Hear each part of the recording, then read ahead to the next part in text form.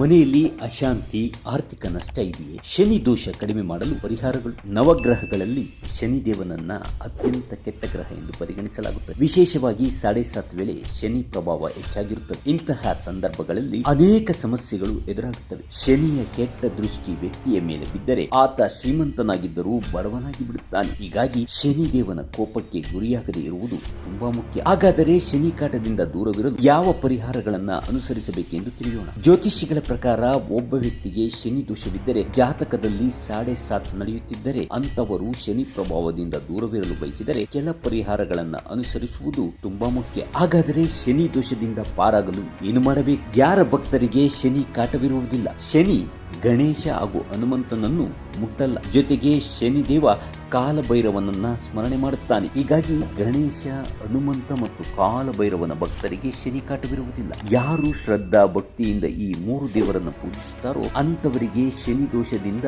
ಪರಿಹಾರ ಸಿಗುತ್ತದೆ. ಇವರನ್ನ ಯಾವುದೇ ಸಮಸ್ಯೆ ಹೆಚ್ಚು ಬಾಧಿಸುವುದಿಲ್ಲ. ಹೆಚ್ಚು ಸಮಸ್ಯೆಗಳನ್ನ ಇವರು ಅನುಭವಿಸುವುದಿಲ್ಲ. ಜೊತೆಗೆ ಇವರು ಶನಿ ಕಾಟದಿಂದ ದೂರ ಉಳಿಯುತ್ತಾರೆ. ಶನಿ 7:30 ಹಾಗೂ ಶನಿ ದಿಸೆ ಅವಧಿಯಷ್ಟು. ಶನಿ ಅಂದರೆ ಮೆತ್ತಗೆ, ಚರ ಎಂದರೆ ನಿಧಾನ, ಶನೇಶ್ವರ ಅಂದರೆ ನಿಧಾನವಾಗಿ ಸಾಗುವ ಗ್ರಹ. ಈ ಗ್ರಹದ ಪರಿಣಾಮ ತುಂಬಾ ಗಂಭೀರವಾಗಿರುತ್ತೆ. ಹೀಗಾಗಿ 7:30, ಪಂಚಮ ಶನಿ, ಅಷ್ಟಮ ಶನಿ, ಏಕಾದಶಿ ಇದನ್ನ ನೆನಪಿನಲ್ಲಿ ಇಟ್ಟುಕೊಳ್ಳಬೇಕು. ಯಾಕೆಂದರೆ 7:30 7.5 ವರ್ಷ ಇರುತ್ತದೆ. ಈ ಅವಧಿಯಲ್ಲಿ ಶನಿ ಪರಿಣಾಮದಿಂದ ಜಾಗರೂಕರಾಗಿರಬೇಕು. ಶನಿ ಕಾಟದಿಂದ ಮುಕ್ತರಾಗಲು ಏನು ಮಾಡಬೇಕು? ಶನಿ ಕಾಟದಿಂದ ಮುಕ್ತರಾಗಲು ಹಾಗೂ 7:30 ಇರುವವರು ಅಮಾವಾಸ್ಯೆ, ಪೌರ್ಣಮಿ, ಷಷ್ಠಿ, ಏಕಾದಶಿ ಈ 4 ದಿನ ಮಾಂಸಾಹಾರವನ್ನ ಸೇವಿಸಬಾರದು. ಜೊತೆಗೆ ಸೋಮವಾರ, ಮಂಗಳವಾರ, ಗುರುವಾರ, ಶನಿವಾರ ಈ ದಿನಗಳಲ್ಲಿ ಮಾಂಸಾಹಾರವನ್ನ ಬಿಡುವುದು ತುಂಬಾ ಒಳ್ಳೆಯದು. ಕದ್ದು ಮುಚ್ಚಿ ಮಾಂಸಾಹಾರ ತಿನ್ನುವುದು, ತಿಳಿದು ಕೂಡ ಮಾಂಸಾಹಾರವನ್ನ ಸೇವಿಸುವುದು ಒಳ್ಳೆಯದಲ್ಲ. ಇದನ್ನ ಪಾಲಿಸುವವರನ್ನ ಶನಿ ಕಾಪಾಡುತ್ತಾನೆ. ದೊಡ್ಡ ಪರಿಣಾಮ ಉಂಟು ಮಾಡದೆ ಸಣ್ಣದರಲ್ಲಿ ಸಮಸ್ಯೆಗಳನ್ನ ದೂರ ಮಾಡುತ್ತಾನೆ. ಶನಿಗೆ ಇಷ್ಟವಿರುವುದೇ ಇರುವುದು ಯಾವುದು? 7:30 ವೇಳೆ ಕೆಲ ವಿಷಯಗಳಿಂದ ದೂರವಿರಬೇಕು. ಮದ್ಯಪಾನ,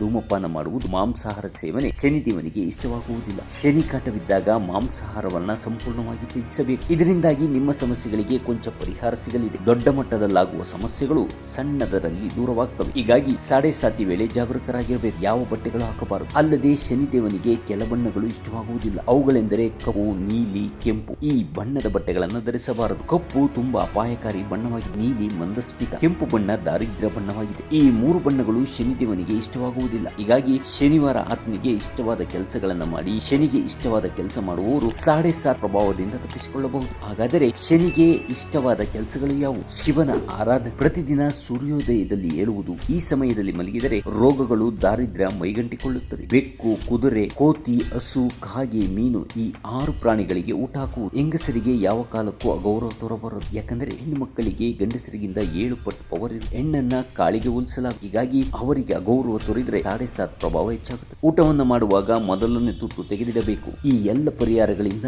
ನಿಮ್ಮ ಮೇಲೆ 7:30 ಪ್ರಭಾವ ಕಡಿಮೆ. ಶನಿ ಕೆಟ್ಟ ದೃಷ್ಟಿ ಬೀಳುವುದಿಲ್ಲ, ಶನಿ ಕಾಟವಿರುವುದಿಲ್ಲ ಎಂದು ಅನುಭವಿ ಜ್ಯೋತಿಷಿಗಳು ಸಲಹೆ ನೀಡುತ್ತಾರೆ.